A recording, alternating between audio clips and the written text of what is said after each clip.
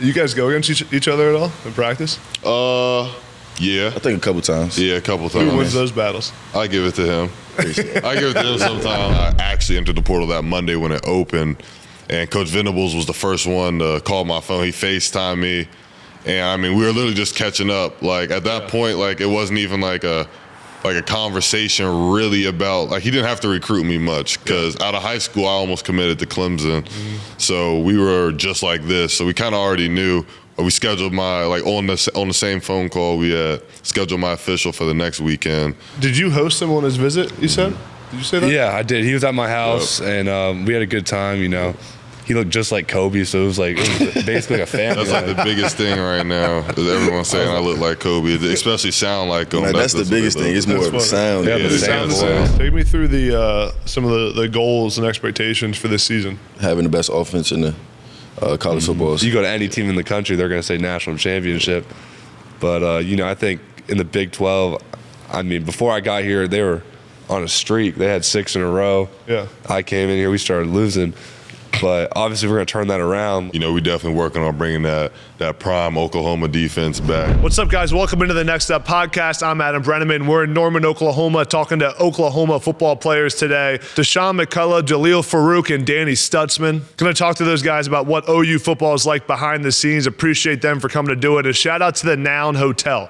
The Noun Hotel opened up their doors for us on Sunday with this amazing setting, rooftop lounge that we're hanging out at right now. So shout out to the Noun. If you're in Norman, Oklahoma, stay at the Noun Hotel. And before we get there, I want to say thank you to all of you who subscribe to this podcast, who follow, who watch every video. But last time I checked, only half of the people who watch every podcast are actually subscribed to the channel. So please, if you love this podcast and love the guests we bring, click the subscribe button. It helps us bring you guys the best content possible. So please subscribe, like, comment, share, rate, tweet, whatever the heck you got to do to support this podcast. Truly appreciate everyone's support. Before we get back to the podcast, I tell you all about our newest sponsor of the Next Up podcast, Modern Mammals. You guys know I only want to promote and allow things to sponsor the podcast that I actually use. That's why I'm so fired up for Modern Mammals to be sponsoring the pod. Here's a story. About a year ago, I started noticing my hair wasn't feeling great, felt dry, just didn't feel super healthy. I did a bunch of research around what I was using and putting in my hair with shampoo and realized what I was using was terrible for my hair. Shampoo is not good for your hair. That's when I came across Modern Mammals. It's a replacement for shampoo. So you can wash your hair, clean out all the oils without damaging your hair like shampoo does. I now use Modern Mammals every day. After I work out, use Modern Mammals in the shower. No more shampoo, completely cut out of my life. And my hair has never felt healthier or looked better. At least that's what my mom and grandma told me. So it's time you get rid of shampoo and go to modernmammals.com. Use my promo code ADAMB for free shipping at checkout. Get yourself some Modern Mammals today and get your hair healthier than it's ever been before. Modernmammals.com, promo code ADAMB at checkout for free shipping. And guys, supporting my sponsor supports the podcast, supports me, allows me to keep doing this. So please go support Modern Mammals at modernmammals.com, promo code ADAMB. Before we get to the pod, I want to tell you all about our newest sponsor, Athletic Greens. And let me tell you, when I found out about this sponsor, I was fired up because I've been using Athletic Greens for years, and I want to promote to you guys the things I actually use. I love Athletic Greens. As a former Division I athlete, I've tried countless supplements, and recently my nutrition and my health has become a bigger deal for me as I get farther away from my playing career. And let me tell you, Athletic Greens is the real deal, has me feeling healthy and energized every single day. With as much as I'm on the road, traveling, shooting podcasts, it's hard to have a healthy diet, hard to have healthy nutrition, hard for me to get my vitamins and minerals every single day. My doctor even told me that last time I saw him. But with Athletic Greens, I get 75 plus vitamins, minerals, and a bunch of other healthy things. I don't even know what they are, but I know they're good for you. And when I wake up every single day now, I feel energized, my digestion has never been better, and I'm ready to attack each and every day because of Athletic Greens and AG1. So if you want to take ownership of your health like I am right now, try AG1 today at drinkag1.com/nextup, and you get a free 1-year supply of vitamin D and 5 free travel packs when you go to my link, tryag1.com/nextup. And guys, all of you who support this podcast, you guys supporting our sponsors helps me a ton. So please go support AG1 and support Next Up through the process and optimize your health and nutrition today. Drinkag1.com/nextup. Check it out. Next Up. So we're pretty informal. We just start talking. So what'll happen? We're just gonna you and I can just start talking, and then when they come, they can just sit down and join in on the conversation. Oh, okay. It's pretty chill. It's a pretty low key podcast. So. Yeah. All right. Have you done a podcast before? Nah, I haven't. Really? Yeah, I haven't. Is your mic good? Is that okay? Yeah, I think it's good. This is my first one. Yeah. This is my first. They don't give you guys podcast training and stuff. No, not I mean, we get interview training, obviously some media training, but not specific for podcasts. Yeah. How was the spring game yesterday? It was great. You showed out a little bit. Yeah, it was great. I definitely made a few plays early too that kind of sparked up the defense. Yeah. The atmosphere there was crazy. It's wild. I've never experienced something like that. I guess the closest I really got to it last year was probably when we played at Nebraska. Oh yeah. There was a lot of people there. So, but this was crazy, especially being on the team. Yeah. Yeah, it was crazy for it's sure. It's crazy that you guys get 80,000 people for a spring game. Yeah. That's nuts. That's insane. I didn't even believe people when Oklahoma they said State it. gets 50,000 for a regular season game. Exactly. And Indiana was right below that. So it was definitely a crazy atmosphere for sure. Did you hear Coach Venables' speech before the game? No, we actually couldn't hear it because of all the smoke and stuff going on in the tunnel. Yeah. But I know we were waiting for a while. People said that speech was lengthy, and I'm not surprised. They should hear him after practice every day. It's funny. We did a podcast. Was it Friday? I think with some guys, and they were all talking about how long Coach Venables talks for, and then I was out there on the field for his speech, and I was he had notes and stuff. Yes, he was that's rolling.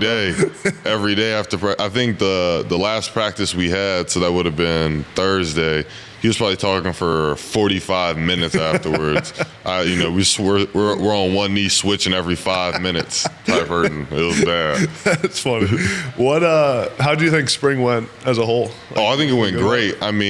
I wish I had to compare it to last year here. Yeah. But going off of what everyone says, they said we're much ahead than where we were last year as a team. Yeah. And I know with the transfers and everything and the recruiting class we brought in, even with the freshmen, there's a lot of playmakers on both sides of the ball. So, it's going to be a great year. Who's impressed you out of that group, the new guys that came in? A lot of people, honestly. Yeah. But out of the group of new guys that I came in with, Reggie Pearson definitely. Yeah. He hits hard. All the time. PJ, the freshman DN, he's really quick, fast, strong. Peyton Bowen, he made a great play yesterday with that pick. Yeah. So, we were all hyped for him. There's a bunch of dudes. The list goes on. Really every single transfer, honestly. Trace Ford was right up there, too. Some of them are hurt, too. Walter Rouse is going to be a great one once he gets back healthy, for sure. Yeah, I'm excited to see Trace. There's been a lot of people talking about him. Yeah, for sure. And what, what he's capable of and hasn't really, played up to the expectation. Yeah. But, apparently he's going to have a good year. Oh, yeah. He's been looking crazy in the practice. He's been a little limited because he was hurt for a little bit. But, he's definitely going to be a problem. So what were the main things you were trying to work on for this spring? What were you focusing on from a development standpoint? Really everything, honestly. My whole game needed work. I'm playing a new position here than I was at Indiana. Yeah. I do a lot more coverage. So, I was working a lot more on my technique as a defensive back in the secondary, so working on that, getting that back. I did a lot of that in high school. Yeah. I was a free safety most of high school, so kind of getting back in the groove of that and my reads and things like that, my pad level, since I'm a real tall dude. That's what I was going to ask. So definitely things like that, like my pad level, footwork, things like that. Really, really all around for my game, though. How do you remember... how do you keep yourself from playing high when you're that tall? What would you always constantly tell yourself before the snap? Yeah, it's kind of something I have to keep reminding myself of, and I'm honestly not very good at it now. Yeah. It's still something I got to work on. When I remember, it's great. When I don't, it's not. Yeah. But it's definitely going an ongoing process. Just with me being 6'5", trying to play in the secondary or play that Will or Mike linebacker, I got to have a low pad level. So, it's definitely something I improved on a lot this spring, though. What's the position that you think in a couple years that you'll project at in the NFL? Because, there's a lot of different, you could be, they can move you around a lot of different spots. What's the spot that you think you're most comfortable at? I really don't have an answer for that. I feel like that'll depend when I'm Versatile. talking. Maybe when I'm talking to different NFL teams and maybe they run a 3-4, 4-3, you know, maybe in a 3-4 defense, I could just be your outside linebacker. And maybe in a 4-3, I could be your will or something like that. I mean, I can move around a little bit. You'll see. We didn't show a lot in that spring game that probably would have opened a lot of people's eyes.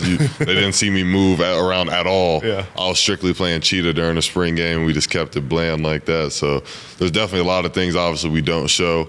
But I feel like with the versatility aspect of things, it probably just depends on the team and their scheme. You guys call it cheetah? Is that like the what? That's like the Sam linebacker. Sam linebacker. Yeah, it's a lot of secondary stuff, a lot of coverage that goes into that. Yeah. Honestly, more DB than linebacker at times, for sure. Do you feel like you understand like offenses pretty well now, like what they're trying to do? And like, for sure. Especially by the time the spring game came, I definitely knew what our offense, the type of stuff. It's really fast tempo though, so that's really what got me is the fast tempo, getting lined up, finding the speed, getting the call too, and that's a 7-second, 8-second clock. Yeah, what's that like playing, like going in practice every day against an offense that goes so fast? Like what?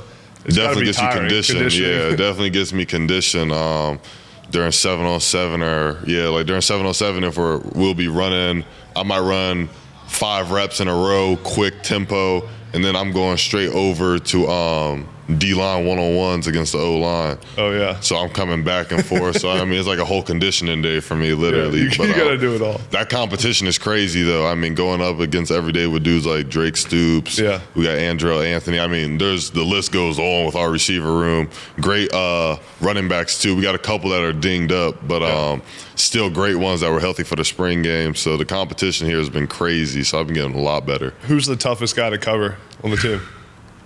I say Drake. Yeah. Drake Stoops or Gavin Freeman. Freeman's too. tough? Yeah, he's fast, really fast. We were talking to, who were we talking to? Oh, it was Billy. Billy Bowman was saying Drake Stoops too. For sure.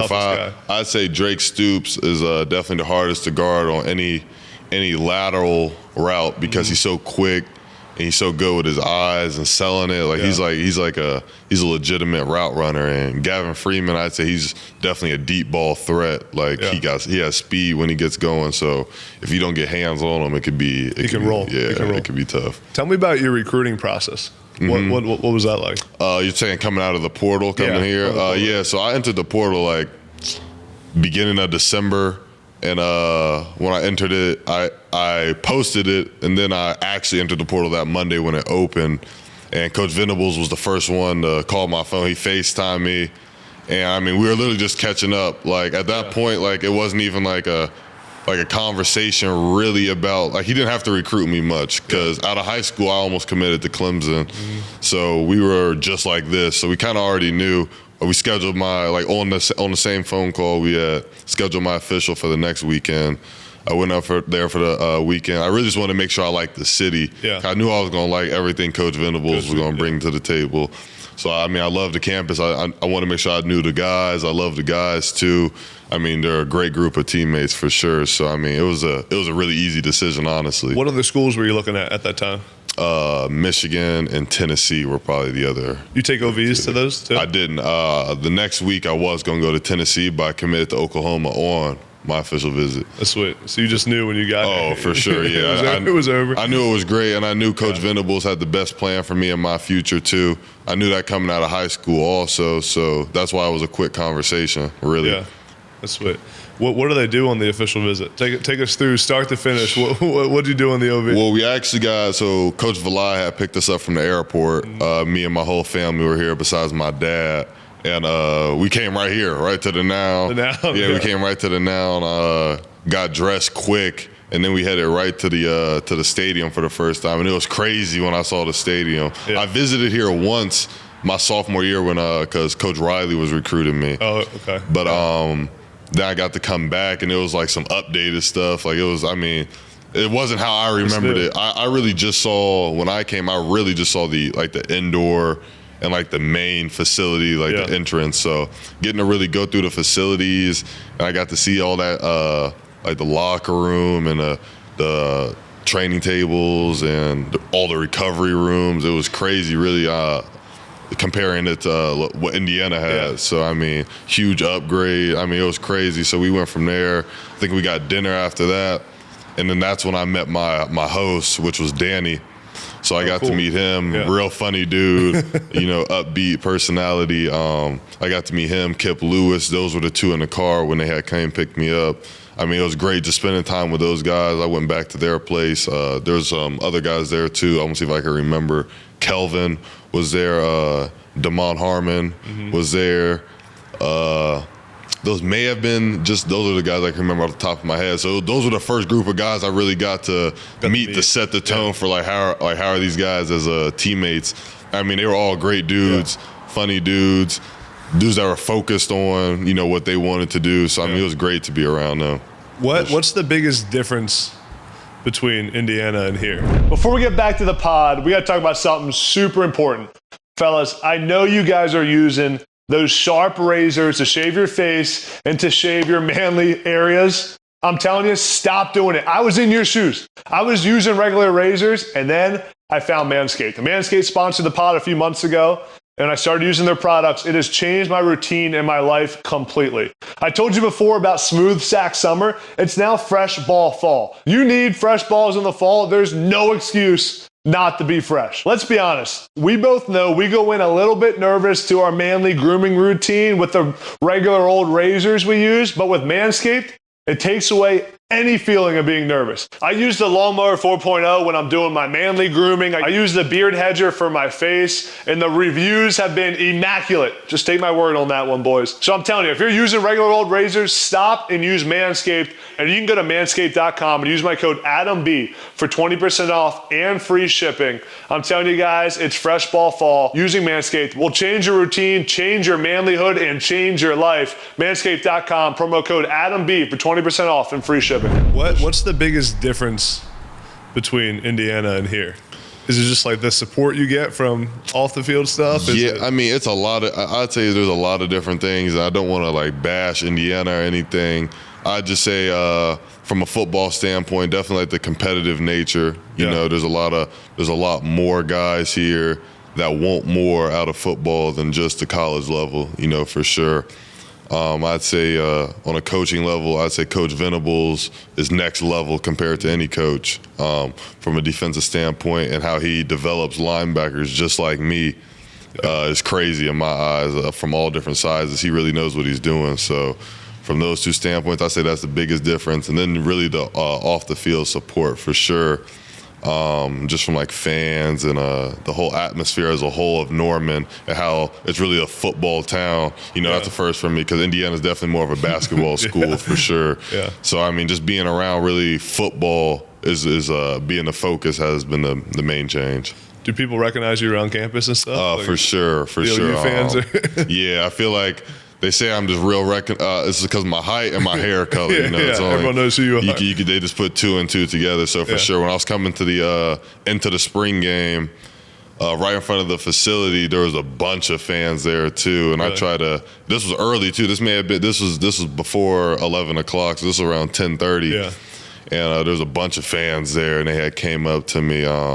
Luckily, someone had came from inside and got me to come in, because I said we had to go eat and do all that. So, but it was crazy, but it was cool at the same time. Yeah.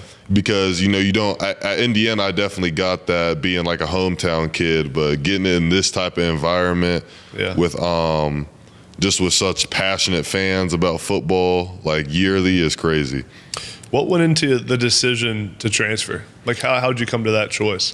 Yeah, I really just was looking for my next challenge. I was getting a little too comfortable just being from Indiana, and honestly, I caught myself settling for less than what I knew I should have. Coming out of high school, I was strictly looking at teams where I felt like I had a chance to win a national championship of. And then when I ended up decommitting from Ohio State and flipping to Indiana, obviously my family played a big role in that, as everyone knows, and they had ended up leaving and kind of parting ways, so I didn't really get to play at all with much of them. I got to do summer with my brother, really, and then he ended up medically retiring, so I didn't get to do a whole lot. Obviously, we didn't have a great year either, And so I just started thinking about really my future and what's going to develop me and put me at the best chance in the draft and put me at the best chance to have longevity in the NFL, you know. So I definitely love the coaches there. I love Coach Allen. I love Coach T. Those are dudes I grew up with literally on campus when I, you know, being from Bloomington. So leaving those dudes were definitely hard, you know, but they understood. They understood where my mindset was and how I needed a new challenge and just really get out there and create my own path. What's Coach Allen saying? He always says, is it L-E-O? L-E-O. L-E-O, yeah, love each other. For sure, yeah. He uses that with everything, man. He loves that. He loves that. That's Coach Allen's thing for sure. He's a great dude. Coach Allen's a great dude. What's he like? Same dude you see on an interview or, you know, on TV or something like that. A lot of people think that that's just for like the cameras and the shows, but it's really not. You know, my whole time there, I never heard Coach Allen even cuss once. Really? Yeah, during practices and all. You know, he doesn't cuss at all. So, real religious dude, great man. You know, I have nothing bad to say about him. He gave me a great opportunity for my freshman year to go out there and showcase my skill set. Even if I wasn't ready mentally, he knew I was ready and had the athletic ability to go out there. So, I mean, I'm really thankful for that from him.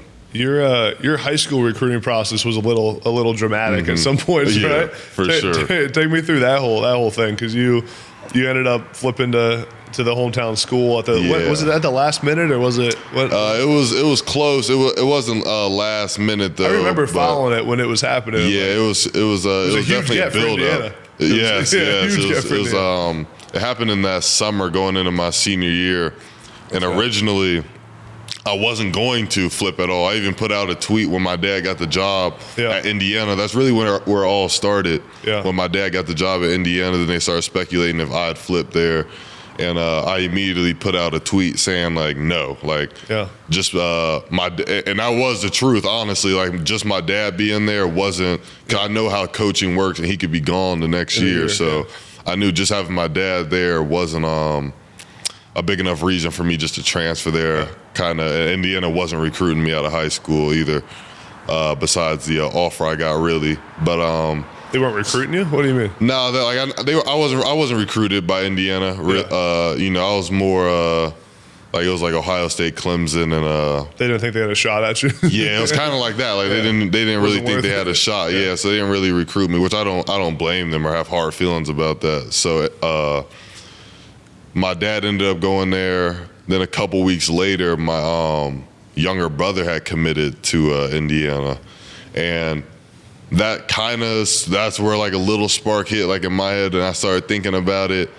You know, just putting it all together. We grew up here, blah blah blah. But it still wasn't enough, I guess you could say. So I still wasn't completely sold on flipping my commitment from Ohio State. And then my older brother transfers to Indiana. That's right, yeah. Which was huge because, you know, I've always wanted to play with him again. I only got to play with him my freshman year of high school. And, you know, that's a big reason why I even play football as him. So when he transferred there, and then it was all three of them, my whole family is there, and then it'd just be me in Columbus. I basically decided to make that move with the dreams and aspirations of playing with my family and having that opportunity, which was huge. And there was a lot of backlash I got from that on social media. You know, a lot of people didn't like that I flipped my commitment, especially after all the recruiting I was doing for Ohio State. For sure. Which even I understood when I was leaving it was a class that me and CJ Hicks helped start. Yeah. So I knew it was going to be tough. I got a lot of backlash for that, especially the week when we played Ohio State. For sure. But it was crazy. I mean, I was getting a lot of love too at the same time being in school in Bloomington at that time. Flipping from such a big school, you could say, to not such a big football school, caught a lot of people's eye, and it caught a lot of recruits' eye. And for a while, we were on a hot recruiting stretch. I mean, we brought in the #1 recruiting class of history that year with dudes after that. So, I mean, it ended up being a huge thing for them. I know some of those guys are still there doing great, especially guys like Jalen Lucas is going to still have a great year this year. Cameron Perry, James Mons, Caden Turner. There's a bunch of dudes there that I still talk to, and I know they're going to have a great year for sure. Would you say you regret that decision at all to go to Indiana, to flip it? No, not at all, actually. I think it actually worked to my advantage because I honestly feel like if I was at Ohio State my freshman year, I probably wouldn't have got those chances to showcase my skills so early on. I mean, I got my first sack, my first play at Indiana. Yeah. So, I mean, from jump, it was kind of set to go. I mean, they gave me an opportunity to start games and play a lot. So I don't know if I would have had those same opportunities my first year at Ohio State. So I think I definitely took advantage of it. When you had a sack your first play, were you like, I'm pretty damn good?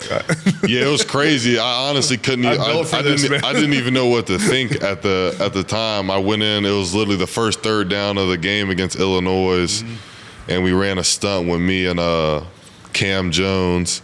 And we both ended up getting a sack together, and I was just, I didn't know what to think. I really didn't know what to think. I ended up having like 8 tackles that game. I had a really good first game, and I think that really sparked my confidence going into the season, really. Yeah. So I just kept, and the coaches did a great job of helping me with my confidence and helping me stay up on a playbook and making things simple for me so I could just go out there and use my athletic ability. So that was also a huge part of it too. So I definitely don't regret it at all. That's sweet. That's cool. Yeah, it all worked out. Now, for sure. now you are, right? Yeah, it worked out great for sure. What's give me your best Coach Venables story since you've been here? Ooh. What's the funniest thing he's done? See, I haven't seen anything crazy yet. Just maybe after the spring game, he was dancing a little bit, but it was questionable. He was halfway twerking, but it was definitely questionable after the spring game. But besides that, I'd say in the film room, there's definitely some crazy things said if you mess up. Things I can't even repeat. But he could definitely get crazy. He gets going at you. Yeah, he could definitely get going. He's passionate. He loves what he's doing. So you gotta love it though. Yeah. But for sure, in that film room, it can get crazy when that back seven meets together. Yeah, give me like his favorite line when you mess up. Like what's he? Maybe like you can keep it PG. But. Yeah, maybe like what were you thinking here, kid? Or do you know what you're doing? Or something like that. He'll ask questions like that he knows the answer to. That's his thing to do. He'll ask questions that he knows the answer to, and he wants you to say it too. It's like so condescending. Yeah, for sure, that's his thing. He's intense. He's intense, awesome. But you have to love it for sure. That's awesome. Where do you think our other guys are at? Are they pulling up? I don't know. I could call Danny. We're just going one-on-one interview. I'm gonna call Danny. See where he's at. I literally texted him right when I was coming in here. I'm like, "Are you coming to the Noun at 12?" And he said, "Yeah." Let me make sure they have it. Where you at? Yeah, we've been. Well, we started, but we've been waiting for you. Wait, what? Yeah, we started, but we've been waiting. All right, yeah, I'll see you. I'm meeting right now, then I'm gonna head over. They're taking so long. Where you at? I'm at Carol's, bro. All right, hurry it up. I'll be there. All right, bet. Yeah. Is that Danny? Yeah, he claims he's about to be here. It didn't look like it. It looked like he's somewhere. He may not be able to even get part of it because we got DG at 1:30. Oh, DG's here at 1:30? Yeah, that's going to be a good one. Yeah. I love DG's personality. Dude, getting DG on the podcast is like getting Tom Brady. Yeah, that's what I'm saying. I've been in his DMs for like months, bro. I'm like, bro, you got to come on the pod. You got to come on the pod. And he'll be like, what he does is he'll be like, yeah, let's do it. And then like you don't hear from him. For like DG has the funniest personality, though, especially for a quarterback. So laid back. He definitely... He can relate with all the guys. He can relate with all the guys. Everyone loves DG for sure. Yeah. What's he like as a leader? Like what's his style like? He like has a lot of swagger. Yeah. DG has a lot of swagger out there. Typical quarterback. Exactly. Typical quarterback. You know what I'm saying? He got the sleeve going on with the little tribal thing. It's nice though. I mean, he's a leader vocally and by example. For sure. Just the way he operates around the facility. I mean, I always see him up there in the coaches' offices. he's always the first to talk when he sees me or anyone, really. He's always the first to speak and say something. I mean, just relating with the guys. I mean, he's in the locker room making TikToks with the dudes. I mean, he's doing a bunch of stuff. So he's a funny dude. I love DG. What have you seen from the young quarterback, Jackson Arnold? Jackson? Yeah. Oh, yeah. He has an arm for sure. He has a cannon. He could run, too. I know he had that run in the spring game yesterday. They got a lot of people excited. It was probably a gain of 5, honestly. Yeah. But we could give him the 60. You know how it is with the tag-offs? Yeah, you know, we tag him off, but, you know, obviously Coach V let him keep running. The crowd went crazy. But, no, it was – I mean, you still got to see his speed, though. I mean, he's real athletic. He has a really strong arm, too. So I'm excited for him. I'm excited to see what he's going to do and how he's going to improve this summer heading into the fall. So I know he still has a lot to work on, like we all do. So it's going to be good, though. When you were – this just popped in my mind. When you were getting recruited – in high school, and things were getting intense, what's like the craziest thing a coach ever said to you? I've asked this question before, and I've heard some wild things, like coaches getting upset, or like if you don't go to school. Yeah, I can remember one time, it may have been my freshman year, we were in the film room, and this is at my high school in Kansas City. This is Coach Sims, I'm pointing him out, and we were watching film, and I just had like a terrible game. I had like a terrible game. This is my sophomore year, actually, a terrible game. And we were in the film room, and our coach just asked, he was like, I was really the leader on the team, as you could imagine. Like, you know, a lot of guys were looking up to me. And he just asked me, he's like, how many scholarship offers do you have? And then I forget what I said or what it was at the time. I know I made it lower than what it was too when he asked. I purposely made it like something low. You don't want to be like 45. Yeah, I definitely made it low. I definitely said I said 18 or something like that. Yeah. And he was like, I'm going to personally call every school and tell them to take your offer away.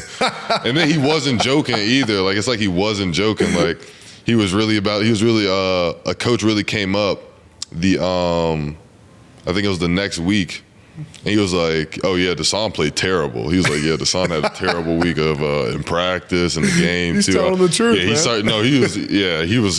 That was a crazy week. That was my sophomore year, too. That was my first year starting on varsity. So it was crazy. And I remember because there was a bunch of dudes that came out of there, like Graham Mertz, who's at Florida now. That's right, yeah. There was a lot of crazy things that happened there. I remember my freshman year in high school, I was getting Kirby Smart and other dudes like that from our office, like running down and getting them for Graham. Like, they didn't even know who I was at the time. I was just a freshman. I was like, yeah, I'm here to take you to Coach. And Coach Sims wouldn't even mention me. Coach Sims at the time, he wouldn't even tell them who I was. I'd just say, yeah, I'm Dasan, like leave it at that.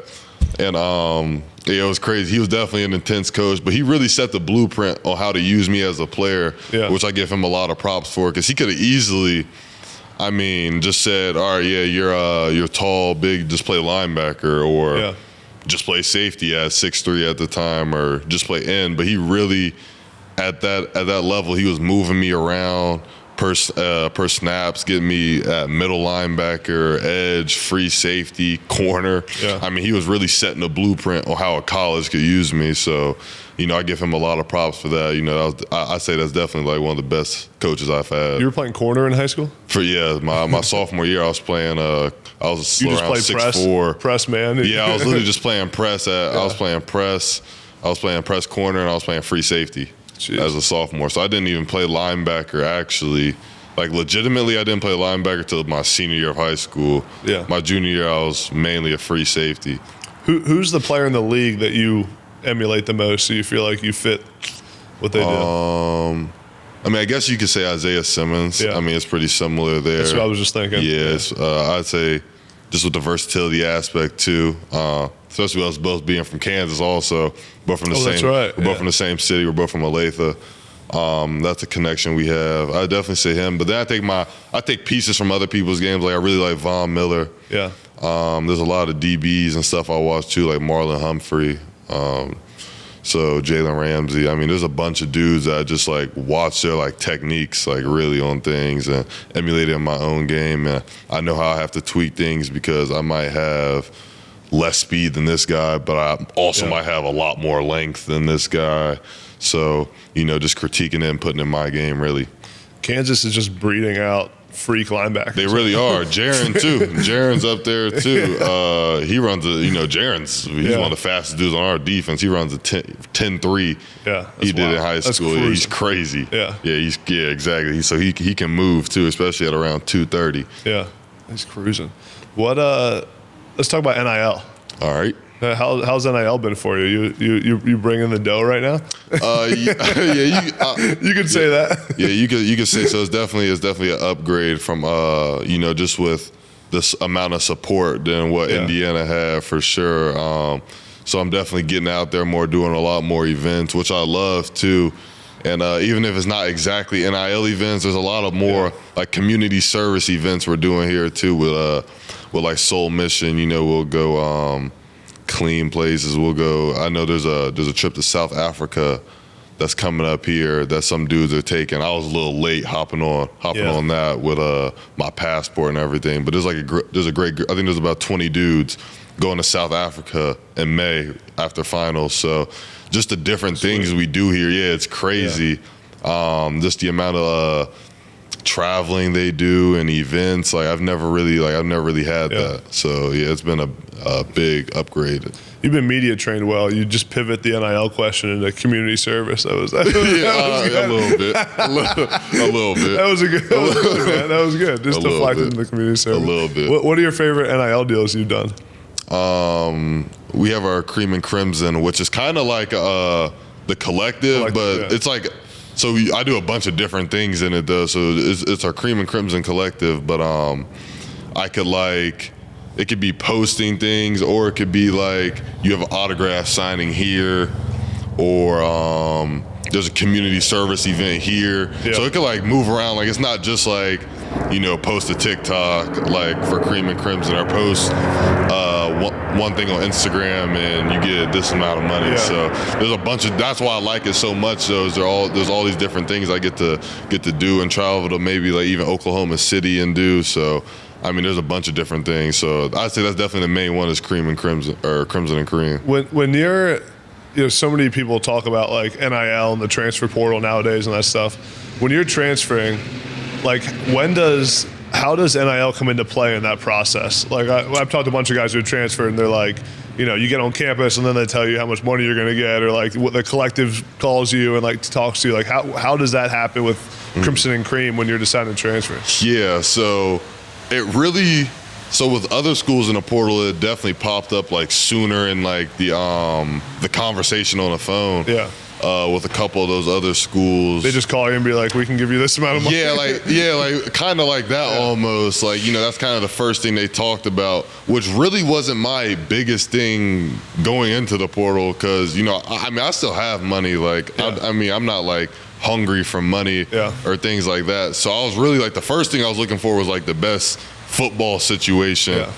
Because I know what a 1-year NIL deal compared to a 10-year NFL career is nothing. So I was looking for the best opportunity football-wise when Coach Venables approached me. And he's not huge at all into talking about NIL. Yeah. Me and Coach Venables have never talked about NIL. It's never even been a conversation brought up. So we never even talked about it. After I committed here, though, that's when I got on the phone with the collective that wanted to do things or whatever. So that's where we got that handled for sure. Coach Venables don't want to hear anything about it. No, he does. No, he does not want to hear anything about NIL. Trust me, he's never brought it up. I've never heard him say it. So really, that's good. Is he he's just an old school guy? For sure, just an old school guy. He hates the transfer portal. He definitely doesn't there's definitely guys in the portal that he won't take if they mention NIL. Because he knows that means your mind isn't in the right spot off rip, so he probably doesn't want you. He probably can't deal with you. And honestly, if you're that player, you probably don't want to deal with Coach Venables if you're just looking for money. Honestly, there's definitely a bunch of other options you could do if you're just looking for money and to play football. Yeah. When you got that first NIL check from the collective, which I'm assuming was a decent check, what would you buy? Before we get back to the pod, I gotta tell you all about our newest sponsor of the Next Up podcast, Modern Mammals.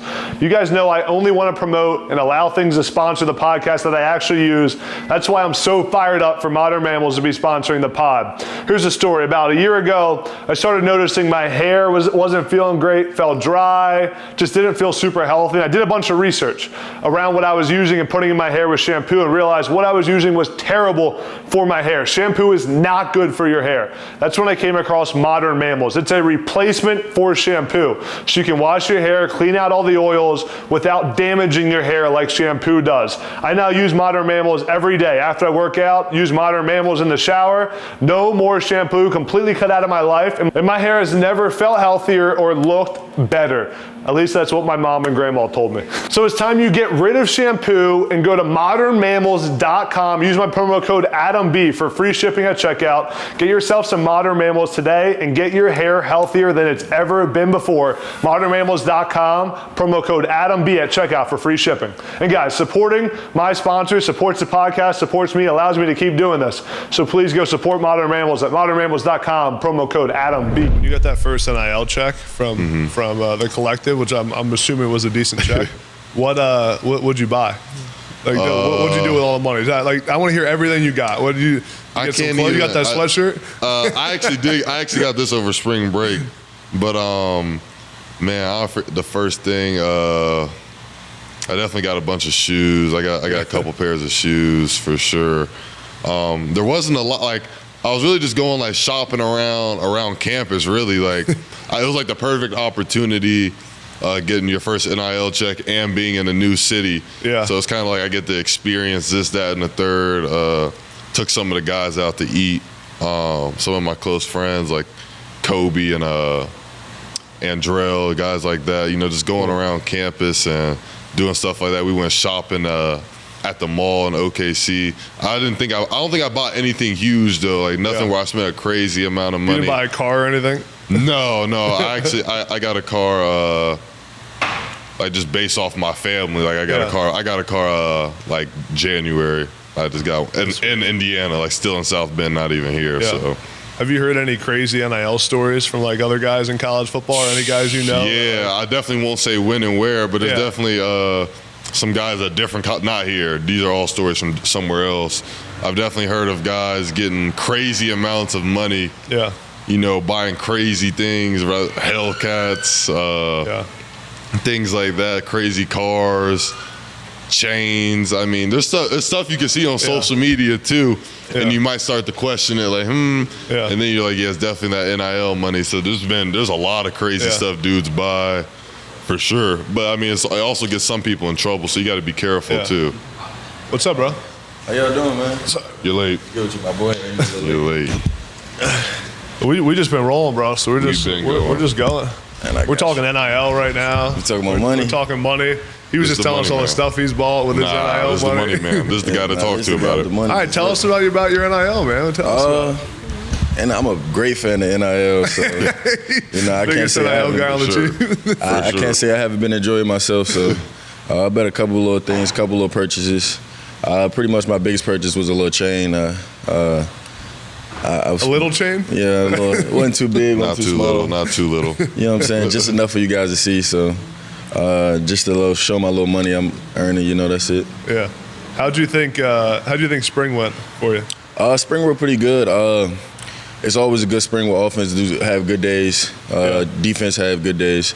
So it was back and forth the whole spring. So I think that builds a great team. So overall, I think we had a pretty good spring. How's DG looking? DG's looking good, especially having that year, getting used to the offense. So he stepped up another level, bringing the intensity even more. He's been consistent, and that's the biggest thing. So he's been consistent every day. So I haven't had a problem with him. So he's just been phenomenal for me, you know what I'm saying? So. You guys go against each other at all in practice? Yeah. I think a couple times. Yeah, a couple times. Who wins those battles? I give it to him. I give it to him sometimes. I give it to him. I think it's only been 2 or 3 times we really went against each other. Yeah. I don't think the ball's been thrown once. It hasn't been thrown. It hasn't been thrown. So you were on lock if the ball wasn't thrown once? You could say that. You could say, maybe. It's definitely back and forth. Those definitely battles every day between us, for sure. I asked Deshaun, his favorite Coach Venables story. Can you give me yours? It's too many to even say. I couldn't say half of them. Let me think. What was my favorite? I would say like a good one or a bad one. Like Either one. It was just something funny. Like we've been getting them all. We interviewed a bunch of guys. They were telling us that we heard about his 45-minute speech after practice on Thursday, like a million times. What I would say, my favorite moment was probably. It wasn't too long ago when we had the shortest speech ever. I can't tell you how excited I was that. A short speech? We had the shortest speech ever. It was like unbelievable. Usually we have speeches for like 45, an hour. Yeah. So we had the shortest speech ever, and everybody was excited. We couldn't believe it. He was just like, I'm going to keep it short today. And everybody was jumping in, excited. Did you guys hear his, we're just rolling. You just pop right in, man. We're just talking. Did you guys hear his speech before the game yesterday? We couldn't hear it because that's right. It wasn't too. We couldn't hear it because of the music and everything they playing it over top. He was out there for a while. Yeah. A minute. It was good, though. It was good.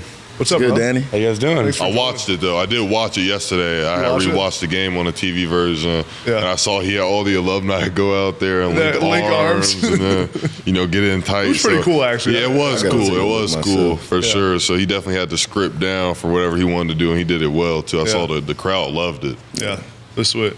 How'd spring go for you? I think it was a good spring. We had a lot of new guys come in, and I think there's always gonna be that learning curve, especially guys like Dasan come in, and he got frustrated early on, but then he really started to pick it up, and then he's just made strides every day. I think as a team we became closer, and we've come a long way, and we're just gonna keep on building on that. Did you host him on his visit? You said? Did you say that? Yeah, I did. He was at my house, and we had a good time. He looked just like Kobe, so it was basically like a family. That's like the biggest thing right now. Is everyone saying I look like Kobe, especially sound like him. Man, that's the biggest thing. It's more of a sound. Yeah, the sound like him. Yeah, for sure. What'd you guys do on the visit? Anything fun? Yeah, we kind of just hung out. I think we watched a movie. Yeah, we. I think Frozen or something like that. He wanted me to put it on. I definitely didn't. That's definitely more of a Danny type of movie for sure. No, we had a good time. Just hung out. Got to know him, talked a lot. But we instantly, we bonded. Someone I want to play with. That's the dude right there. Who? Give me some guys that impressed you guys this spring. Some of the I think off the top of my head, Josiah Wagner. I think that's how you say his last name. He came in. Had a great spring. He just he came in. He was hungry. He's a scrappy player. He's not the biggest, but he got the biggest heart. He plays on the field like it's his last play he's ever going to play, which is something you need. And even Vickers, Mercury coming in. Those are two corners that are young and really made a name for themselves for spring. I'll say one guy that has impressed me so much this spring. I say Gavin Freeman. Yeah. Coming in as a walk-on, he's just been excelling every day. Like he's just coming to work, and he just never lets it down. Like he just it's always something different. You see him doing the practice, it's like wow. He's definitely a wowzer, so I'm excited to see him play this year. I even said that earlier before you had got here. I had said he's definitely one of the hardest dudes to guard. Nah, he's a wowzer for sure. What makes him so good? Like it's the speed, speed, quickness. He has ball skills. Yeah. I mean, he's athletic. He's more athletic than you think after the catch too. I mean, we saw him hurdle dudes. I mean, he can get after. Sure. What's it like? What's the hardest part of Lebby's offense to learn? I would say like the little small details. Most likely be like the blocking schemes and just like certain calls. Like he'll switch certain calls up in the same scheme, so it's like kind of the same play, but it's different. So it's like a whole bunch of it changes based on coverage. You know what I'm saying? And stuff. Just a whole bunch of stuff that changes, but it's the small details. So just staying on top of that. What else is pretty hard because it's a lot to me. So just trying to know everything. It's just a lot. So that tempo. The tempo. And it's so fast. Yeah, you don't got time to think out there. You just got to roll. You just got to see a signal. So, all right, it's time to go. Yeah, so that's pretty much the hardest. You be dying on the yeah, sometimes, man. They get that tempo, but it's good. It prepares us, because Coach Lebby probably has the fastest tempo in the country. So we go against any team that plays tempo. It's really like that's what we're used to. So it really helps us out. But I know the O-line probably dying more than we are. That's got to be for sure. They be dying. That's got to be bad. They dying when they say, "Get us off the field. Let's get a touchdown." They just want someone to score. They just want someone to It's like, score. please score. Yeah, that tempo's tough. Tell me about your guys' both of your recruiting processes. What those were like. Man, mine was a lot different. I mean, me and Jalil, we during COVID. Yeah. So I didn't get to really see the school at all. I mean, we kind of had like a Sooner Summit Caleb Williams hosted, but even then we couldn't do anything. It was all our own. We couldn't go in any of the facilities. We watched a practice at the rugby fields like outside on a hill, basically with binoculars. Like it was so janky for me. But the first time I saw campus was like my first day here when I was able to see the facilities. That's crazy. So you never saw campus? Not really. I saw How do you choose a school and never see campus? Man, it was so me. You were like, this is Norman? Yeah. It was wild. Me personally, I give all praise, all credit to Caleb Williams because he set it up, and we were close friends growing up. So yeah, he been to Oklahoma a couple times. He gave me a little insight. So me just building a relationship with the old coaching staff and everything. So I didn't get to see the campus either myself. Really? But it was just like everything, the potential and everything I seen, especially the history. So it was a lot that comes with Oklahoma. So I was excited myself. What's your guys' favorite and least favorite part of Norman? All of you. I don't know if I have a least favorite part yet. I haven't been here too long new? enough. Yeah, Everything's great right now. New. Definitely, my favorite is definitely the places and the variety of places I have to eat here. There's so many places compared to Bloomington, especially. So that's definitely my favorite. I can There's go out and nothing eat in somewhere. Bloomington. Oh yeah, nah. It's we had just got a Cane's like right before I left. We just got a Cane's there. So definitely the different places to eat for sure for me. Nah, my favorite. I mean, I just love the campus. Like, I feel like everything's pretty much in walking distance. Yeah. Like you can go to the corner and you can go to one side of the campus. Like it's pretty easy. But the least favorite is definitely parking. I hate the parking here. I feel like it's pretty well known the parking here is awful. There's Like the parking authority or like just the parking. Like there's not enough parking, and then they're really strict on if you do like illegally park, you get tickets like that. Everywhere, class. I think even for players, like players, we have to buy a parking pass, and we have players getting towed. Like we have to be here, and we're over getting towed. But I think they're gonna work on something like that because man, you shouldn't tell your players. Too much. We have to park here. Like, we don't have a choice. Yeah. I got about $500 worth of tickets when I first got here. Well, that's a good thing you're Mr. NIL, man. That's a great thing you're missing. That hurt me. That hurt me right there a lot. That's what you spent your money on. That was my biggest spend right there, was paying my tickets off. No, I bet those shoes cost more than that. Yeah. No. How's NIL been for you guys? Cool. I mean, it's all right. Everything I get goes right to the bank. I mean, I'm wearing what they give us, no socks, no nothing. That's how I need to get I'm a it. cheapskate, so that's just how it is. I'm working on it. You just save it all? I just save it all, man. I don't need that money right now. They give us stipends. I'll use that money. Yeah. What about you? That's good for me. I can't complain. Getting everything I haven't had, so that's always a blessing. So yeah, just enjoying that. Take me through some of the goals and expectations for this season. What are you guys thinking as a team? I think that's easy. I mean, everyone. You go to any team in the country, they're going to say national championship. But I think in the Big 12, I mean, before I got here, they were on a streak. They had 6 in a row. Yeah. I came in here, we started losing. But obviously, we're going to turn that around. Like, for sure. Like we've been right there, my freshman year. But obviously, I want a Big 12 championship right before we go. Yeah. That's something that's I kind of want to do. I want to play in the Rose Bowl really bad. Hopefully, we can play in the Rose Bowl. That's like a dream of mine. I do have a lot of goals, especially when the Big 12. Also, having the best offense in the college football. So, just like being consistent on that and just leading in a lot of stats, like best third downs, the most first downs, consistent. So, I'd say somewhere for defense too. We definitely working on bringing that prime Oklahoma defense back, and you see glimpses of it a lot. You probably saw a lot of glimpses during the spring games too. I mean, there's dudes and there's depth too. It's not just happening with the first team. It's not just happening with the second team. There's dudes coming in that can play. So I definitely say we're coming for a lot this year. We're coming for a lot more than we could just speak on. Our actions are going to speak a lot louder than that this fall for sure. Are y'all excited for the SEC move? I haven't really thought much about it, honestly. I think so. I'm getting too far ahead of ourselves here. I haven't thought too much. Just focus on season, so. I really have. At the same time, we love to compete. Yeah, for sure.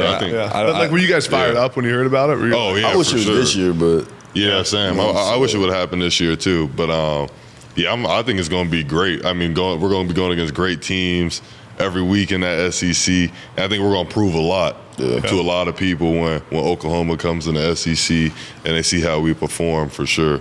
Yeah, I feel like you don't really get that excitement feeling until it's right here. Like until it happens. Until you start building up for that season. So, how did you guys find out you're moving to the SEC? You opened Twitter and it was on. I saw it on. I saw it on Instagram. I saw it on Instagram. We're always second to hear news like that. That's just how it goes. That's how everyone finds out about coaching changes nowadays too. You're like, coaches leave this. That's how it happens. Everybody found out on when we found out about Link, that was crazy. Yeah, what was that like? We had a team meeting, like literally just after the Oklahoma State game. We were so confused, and I remember checking my phone. I'm like, Lincoln Riley, leaving Oklahoma because we already had rumors already about LSU and everything. So he basically confirmed the rumors were wrong. So we was like, all right, we're good. Yeah, he said I'm not going to LSU. You know what I'm saying? He said, you know how I feel about Oklahoma. So he was like, we don't got nothing to worry about. So we had a meeting. And we all in the meeting schedule. I guess he was scheduled to talk to us. We had a meeting, and 5 minutes before the meeting, everybody on their phone see a text. It was like, hold on, this can't be true. So everybody was that came out of nowhere. Nowhere. Bro. No one was talking about it. Man, no one knew about it. Not really any of the coaches knew about it either. So it kind of crazy. So what did he say? Everyone. I mean, honestly, I don't hate him for what he did. I don't either. We all loved Coach Riley. We respected his decision. He did it for his family. I personally would have taken that much money. They bought his house here. Money does talk. I would have done it. I don't blame him. Money talks, right? Money talks. Everyone's got a number. We knew he cared about us, but you got to do what you got to do end of the day. Yeah. And then once they hired Coach Venables, we knew what time it was. Yeah. How long after that, after Riley left, did you guys know they were going to hire Venables? It was pretty quick, right? There was a few weeks where we didn't really know, and then everybody was kind of in the air. It was just a whole bunch of talk. No one really knew what we were doing, bro. A lot of talk about people hitting the portal, all this and that. All that talk, people was in the portal, and barely nobody left. No one went in. So it was all that talk. Everybody was, I'm about to leave. I'm about to go USC. Nobody left. Yeah, everyone was saying, we're all going to USC. It's just basically because we built that relationship with him and everything. Everybody knew we loved Oklahoma, so it was hard to leave this place. What's the biggest difference between when Coach Riley was here and now with Coach Venables? I think the level of seriousness. It's just always, it's business. We have our fun, but it's more a business here. It's just, we about our business. I think we work Coach Riley was really big on. He was big on football, but I think Coach Venables is big on a lot more things outside of football. Yeah. We're focused more on school, on becoming better men, doing stuff in the community. But I think in that aspect. Yeah. How much do you guys have to be involved in recruiting? Do they ask you guys that you said you hosted, Sean? Do they ask you guys to help out a ton in recruiting? I remember when I was playing, the players used to hate when we got asked to be involved in recruiting. Had to go on sometimes I hear a lot of recruits request certain people, so here and there if they request you, they'll ask. But some of us like to volunteer. So. Because you get that, they give you the money to do it too, right? They give you it's like $30. It's like $70. Yeah, it's not. It's definitely not. It's not a lot of money, but sometimes it's a burden. Yeah. And I usually give that responsibility to the freshmen.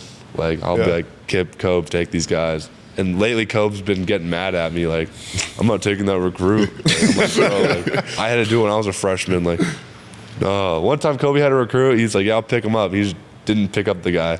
And the kid walked. The kid walked somewhere. I was like, Kobe, what are you doing? He's like, I never said it was so funny. No shot, he committed. I want to tell you all about our newest sponsor, Athletic Greens. And let me tell you, when I found out about this sponsor, I was fired up because I've been using Athletic Greens for years, and I want to promote to you guys the things I actually use. I love Athletic Greens. As a former Division I athlete, I've tried countless supplements, and recently my nutrition and my health has become a bigger deal for me as I get farther away from my playing career. And let me tell you, Athletic Greens is the real deal, has me feeling healthy and energized every single single day. With as much as I'm on the road, traveling, shooting podcasts, it's hard to have a healthy diet, hard to have healthy nutrition, hard for me to get my vitamins and minerals every single day. My doctor even told me that last time I saw him. But with Athletic Greens, I get 75 plus vitamins, minerals, and a bunch of other healthy things. I don't even know what they are, but I know they're good for you. And when I wake up every single day now, I feel energized. My digestion has never been better, and I'm ready to attack each and every day because of Athletic Greens and AG1. So if you want to take ownership of your health like I am right now, try AG1 today at drinkag1.com/nextup, and you get a free 1-year supply of vitamin D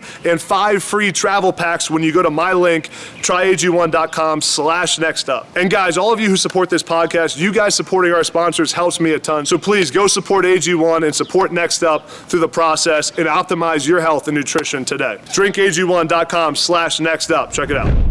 I think he did. I think he did. On the walk back, he called it. Yeah, on the walk back, he's like, man, I love this walk. Like, I gotta come here. I love this place, man.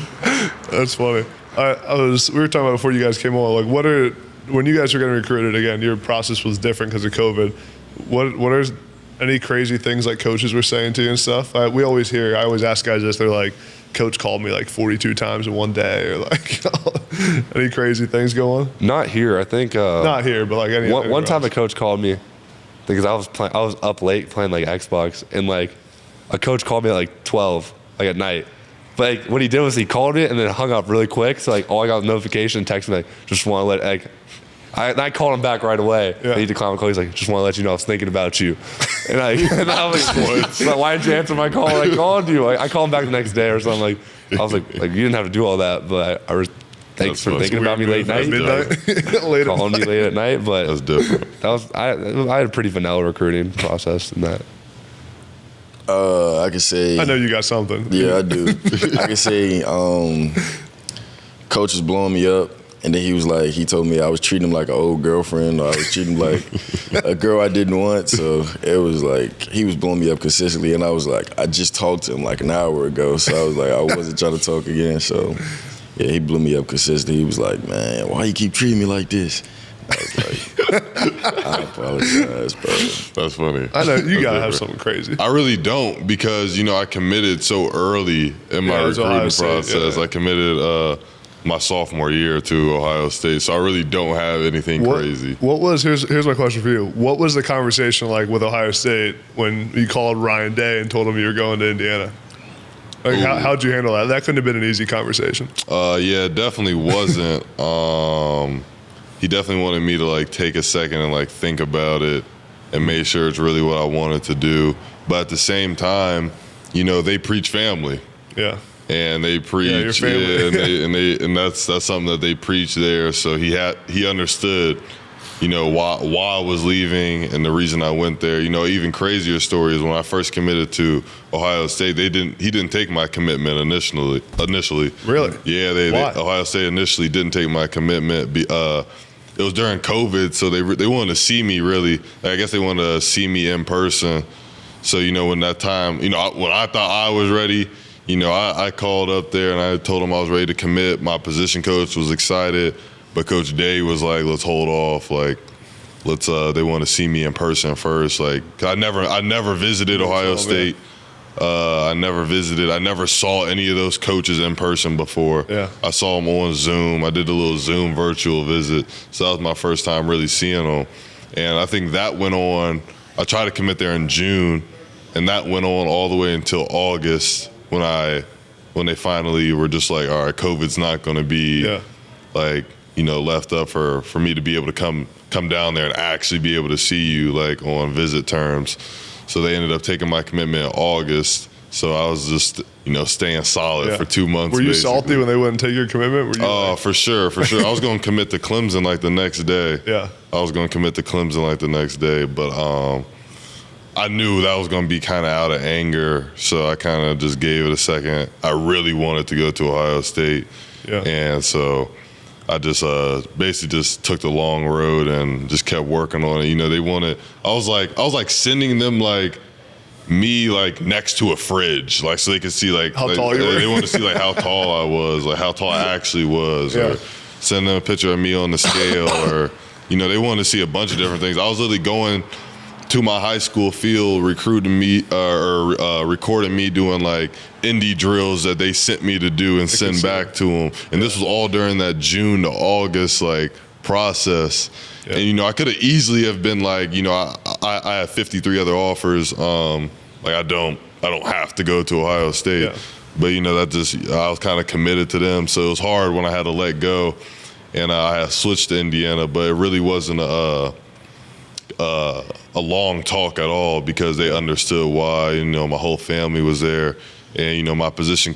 Al Washington at Ohio State. He's with my dad now, so at Notre Dame. So I still talk to him a lot. So it's still close ties for sure. Yeah. What was it like? Growing up with your dad, being so close to the sport, and like, was it cool having him as like? Oh yeah, for sure. I got to meet so many players and just so many people through it. I literally was growing up, on a college campus, playing around Indiana's like facility while they're practicing. I'm in the film room thinking it's funny watching film with them, not even like knowing like what's really going on until I really got older. And then that's kind of when I noticed like I've been around this like for a while. So it was crazy, especially when he was with the Chiefs. Just the type of dudes you get to meet, the type of winners, and the type of dudes that have all that money but still have that hungry mindset is just it was definitely a huge advantage I had, and I make sure that I stay close with some of those dudes. Yeah. What's school like at Oklahoma? Is it hard? It's not too bad. I think it just depends what you're studying. Yeah. What are you guys studying? I was doing business. It was pretty tough, so I switched. You got out. So I switched. To get I feel like the business school is not hard, but the requirements to get into the business school are pretty tough. You got to have like a 3.0 GPA and all the business classes just to get accepted. So I made the switch to better my future, and so I can also graduate earlier. Yeah. So I'm trying to graduate in 3 years, and so I'm on course to graduate 3.5. But yeah, so it was just better for me to go to like communications. Nothing against communications, but it's a lot easier. What are you? I'm also communication. I think against it at all. It's actually pretty smooth, so it's pretty easy to me. What are you studying? Yeah, I originally was sports management actually at Indiana, and if I was still there, I definitely would have stayed in sports management.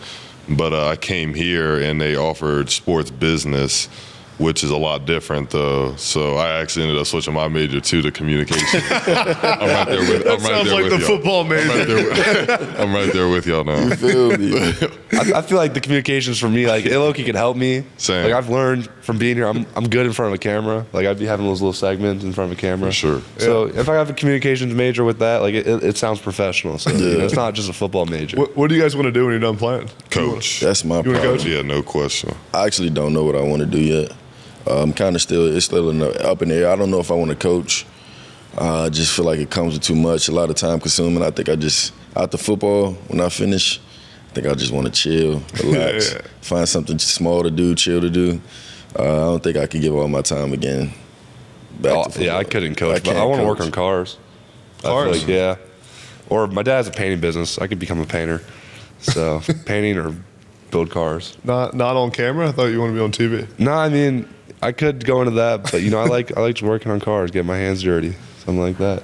Yeah, that'd be cool.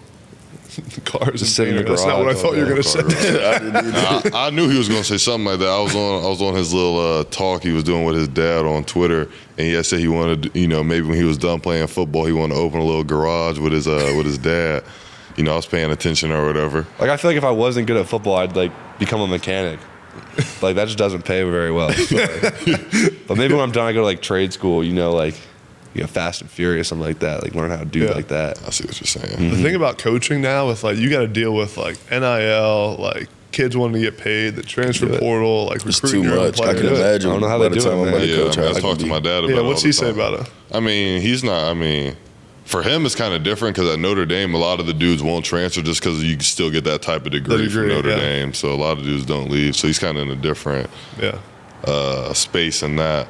But, he's for NIL. Obviously, he has 3 kids that were playing college football. So he's all for it. I mean, which is really why all his players love him. It's because he's like a player's coach for real. So, he definitely inspired me to want to coach afterwards for sure. I feel like it'd be weird if I did anything but coach just because football's literally been my life, my whole life. Like, I go home, my dad's talking about, what he just did with his team. So, it's really been around my life, this whole time. Even my grandpa, obviously, he coached in a couple Super Bowls too. So it's just a part of my blood. Family, man. Yeah, for sure. You have no choice but to coach. For sure. And I want to. I want to. I'm excited for sure. What for you guys? When you've like messed up on film sometime? Mm-hmm. What's the wildest thing or like most disrespectful thing a coach said to you when they were watching your film? Me missing the block. Somebody saying soft as cotton or Soft as what? Soft as cotton. Cotton. Soft as cotton. Me missing the block on film. It's one of the worst feelings. Coach Jones get down in the film room, so he has a lot of ways to get in your head, make you feel like, damn, why did I do that? Like, I was tired, but I could have pushed just a little extra, to look better on film. But soft as cotton, soft as buttermilk. Soft as buttermilk. Said, isn't that the worst when like that you had a bad play in practice? You know it's coming. You know the play. And you're just like, it's going to be sweat. Here it comes. Hands start sweating. That's bad. You're like praying it didn't pick it up in the secondary or something. They didn't see it. Like they looking they focus on the other side. Hopefully they just hurry up and skip it. Like that's the worst part for us. I feel like because Coach V's not going to miss it. Yeah, so it's Coach worse V when he starts everything. on like the opposite side. Yeah, it's always the worst. It slowly works his way over to you. Like it's coming. Like it's bad for sure. I don't even think I could. Coach Venables said some crazy things to me. It's usually on the field is when because like in the heat of the moment he's really mad. In the film room, like we have a special connection. Like he'll be like, "Hey, Danny," or like they're pretty Danny's, funny. and then like he'll put the laser pointer in my eye, and so I'm like, I can hardly see. Right on the eye. But I mean, he'll give you a chewing, but you just gotta take it like a man. It is what it is. The thing is, like when I first got here, he talked to you like you're a 2-year-old. Like I'd rather him just curse you out. Like he'd be like, "What are you doing?" Like is it like that's what you were saying? Like I'd rather him just curse me out than talk to me like I'm a little kid. So you get both of it. Yeah. What are you doing here, Danny? Like what are you thinking? Like why would you do something like that? I'm like I don't know what to say to that. Like I'd rather him be like curse me out and be like, really? That's what you're gonna do? But. It's out of love. He cares so much about the game that he just does it for you. He wants to see you better. He knows how good you can be. So when you get those moments, you really appreciate it. It's funny to look back on. Does he have a favorite quote or like one-liner he uses all the time? He has so many. He has so many. Yeah, I was about to say he's literally he's like a walking quotes. Like he is.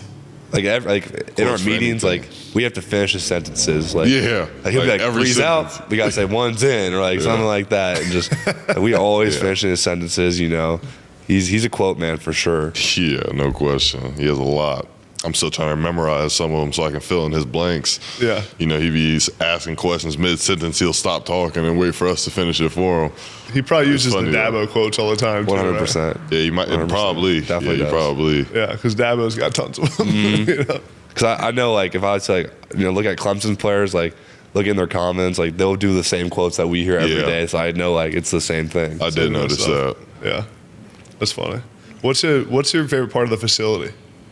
What's the whole thing? Room. Yeah, I'd say room? the recovery room. Oh, recovery room. Yeah. What's that? What's the hot tub, cold tub, and like the massage chairs and all that. Massage chairs? Yeah. Yeah, there's a bunch of different stuff they have going on in there. What's the name of the bed? The flotation thing? The flotation bed. That's one of my favorite. I go take a nap. What is it? It's like we have like float tanks. Oh, float tank. Yeah, it's pretty much like a water bed, but it's nice. It like does water pressure on your back and everything. It's trippy. I'm not gonna lie. When I get from class, we got practice sometimes around like 2:10. So I get out of class like 10:30. I just go there and sleep for the rest of the time. Thing is, we gotta like soundproof that room. Yeah. People start playing. We have I don't know who. When they start playing basketball, they have like a bathroom. Like you're trying to sleep. Waking you up. I'm like, this is the worst. The basketball hoop is right there. Yeah. Somebody always come shoot a shot here and there, so you'll wake up through your night, be like, "Oh snap! Somebody playing basketball." You guys have sleep pods too? Yeah, we do got sleep but pods. they're not designed. I feel like I could design better sleep pods. They're wavy. I don't know. Like You don't like them? No, I don't like them. I've definitely passed out. I don't like how it works. You fit in those things? Yeah, good enough at least. If you're tired, you're gonna go to sleep. I like the sleep pods though. I'd be gone. It is weird. It's awkwardly. Yeah, it's a weird setup. Yeah, it's a weird I don't know shape. what it is. It just be putting me to sleep. Yeah, I agree. I'm with you on that. What are Venables practices like? Are you guys like full pads all the time? Like, are they long, short? Like, well, I mean, in spring ball, yeah, you're full pads because you get that day break in between. But then every day, full pads? No, I mean it's every other day. Yeah, but I mean like every practice, practice, yeah. Yeah, like we start off like we shoe and helmets, but then it is brutal. But then in the season, Mondays we're just in helmets. I think. Yeah. It's a mental Monday. I think so. Then we move on to Tanoga Tuesday. What is it? Tanoga Tuesday. Takeaways, no giveays. Tanoga. That's what we call it. And then which is full pads. And then we go Worker Man Wednesday, which is shells. And then it's Team Thursdays, which is like our walkthrough, and then Focus Friday, which is like the easy, like right before it's dot the I's, cross the T's. Yeah. And then it's Successful Saturdays, game day. I love how there's a name for each day. Tanoga Tuesday. Tanoga Tuesday. That's one of them days. It's one of them days. That's like the day we go at it, Tanoga Tuesday. Man. How many periods of practice? Like 20? 20. Like 19, 20. Yeah, 19, 20. Yeah. That's usually Mondays game weeks are probably like what, 12, 14? Yeah, Mondays 12. Mondays like 12, 14. Tuesdays about 20. Wednesdays 20. Thursdays probably like 14 again. Yeah. The worst part is when you got a 20 period practice, you got walkthrough before practice. And what they don't realize is you got to warm up before walkthrough. Because walkthrough, you're rolling, especially at receiver. Sometimes you're not actually walking through. You're rolling on walkthrough. We have it way worse in the offense. I feel like y'all did last year. Now we got Coach Jones. So we be working back there. So really? I don't know. I feel like it's up in there because we be on. You got pre-practice in you. We got pre-practice. We practice before everybody gets on the field. We working out there. Bro, I don't know. For us, like it's changed. Now we get to take off our helmets for the walkthroughs. Yeah. Oh, yeah. But before we'd be in everything, and then it's like we were just in meetings for 2 hours, and then Coach Venables is like, every rep you got to strain as hard as you can. So then we're out there full of speed, and then the worst part is like we'll watch the film of the walkthrough. But Coach Venables doesn't know the difference between the walkthrough and like normal practice. Yeah. So he's like, what are you doing? Like, why aren't you thudding this man up? Like it was like an insert. It's like the walkthrough, and like I guess he thought it was supposed to be like in the film. He wanted me to like just bash this dude. It was a walkthrough. It was literally the first play. He got on me for that. I couldn't say nothing. And you can't say like I'm not gonna be like it's walkthrough because he's gonna be like, every play should matter. So I mean, it's brutal. I mean, receivers gotta start running. So I mean, I'll give you that. Man. But that's brutal. I used to hate that, man. Going out so early. It's like an hour on top of practice. It's brutal. Yeah, no, it's crazy. I think we got to wrap up here soon because we got coming. DG. Who's he coming at with? 1:30? Just himself. Oh, just him? Yeah. You guys got any other questions I missed? Anything? Yeah. I can talk about why I was late. I went to. I would like to get an explanation. I went to Carol's Kitchen, which is a wonderful place. It is so good. I went there at 10:30. All right. First off, they said 30-minute wait. Me and KG went back to the house for like 15. We had to handle some business, and then we come back. They still said another 30 minutes. We got seated at 11:30 or like 11:45, and I'm like, all right, all right, I'm wrong. We got seated at like 11:15. Already been waiting. Order. Bro, food don't come out forever. And then it's like 12:20. I'm like, bro, I'm cutting close. I'm like, hopefully the food's coming soon. Like, it's already been like close. It's already been like 2 hours. Still don't have my food. And I'm like, can I just get my? Then I'm like, I gotta go. Like, I was like, can I get my food to go? And the food just comes out right. Like they just, all right, yeah, here's your food to go. I'm like, bro, y'all couldn't bring this out earlier. And so yeah, my food just sitting in the car. Like I'm starving. Like it literally took us 2 hours. And I still didn't get to eat. Like I'm on an empty stomach, but it's okay. This is more important. I'm sorry I was late. Wow. No, you're good. But yeah. Yeah, what about me, you, I was late. Just my story is not as traumatic as his, but basically, I had a night last night celebration, just being out the spring ball and everything. But I woke up late. I had something to do before I came here. Going to see my mom real quick, and I didn't know her hotel. I thought her hotel was in Norman. I didn't know it was in OKC. So after that little drive, I just had to hurry up and rush over here. It's all good, man. We had a good like a half-hour convo. Yeah, 45 minutes we had plus. We had a little one-on-one pod. We're literally 45 minutes in. I was like, the other guy's coming. Like, where are you making? That's why I called you. I forgot y'all were even coming at one point. I felt bad. I'm usually an on-time person. I'm usually early. But here's the worst part for you guys. This whole thing is going to go online. So everyone's going to know you really. I'm usually Everyone's gonna know you I'm a were late. 15-minute early type of guy. I like to be all the time. The standard's a standard. The standard doesn't change. I no matter was who 10 you minutes are. early. You were early. Yeah, I feel bad, ready to but I roll. had to eat. I Right. was. You Now my were food- ready. You came with your best outfit. I'm You were ready saying, for this, man. I'm Like saying, hopefully there might be a microwave in here, bro. I might have to heat up my food downstairs. He's fitted out. Starving. I love it, busy guys. day I appreciate it, man. I'm excited to see what y'all do this year. I appreciate you. Yeah. Do we know how Thank much you. these chairs cost? Because these are so. You should just comfortable. take one with you. Like, if they let me, Shout out to the Noun Hotel. Like, Great, these are great spot. awesome chairs, bro. I What a could good use place about to do 4 a of them. podcast. Yeah, comfy. I feel like I'm Joe Rogan right now. Like, I You can got, start talking. any other stories you want to tell? I mean, I wish I could be like Joe, just start talking about like psychedelics all Go ahead. day. Like I don't know, I don't have any experiences, but they'd be crazy on that. All right. Well, All right. I think that's a combo for another pod. Yeah, we can just talk about it. They'd be talking some crazy stuff.